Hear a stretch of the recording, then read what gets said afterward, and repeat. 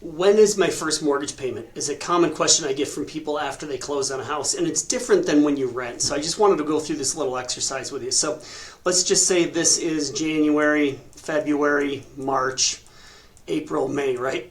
Now we'll go to here. So when you rent a property, you pay on the first of the month because you're going to live in that property.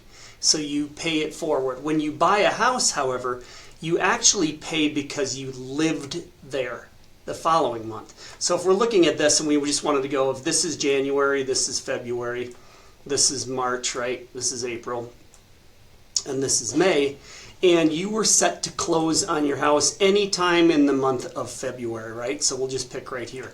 What ends up happening is you end up bringing in to close the partial mortgage payment, and that is the March mortgage payment. You bring it in when you close, so you don't have a payment in March.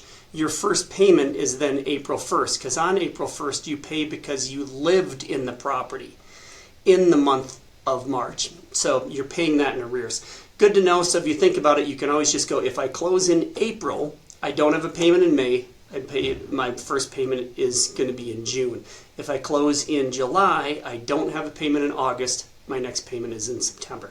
So that's kind of how it works, how it's a little bit different than when you're renting. When you rent, on the first you pay because you're going to live there. When you buy, you pay in February because you just lived there in the month of January. So hope that helps. Common question that comes up a lot when you're buying a house is, after I close, when is my first mortgage payment?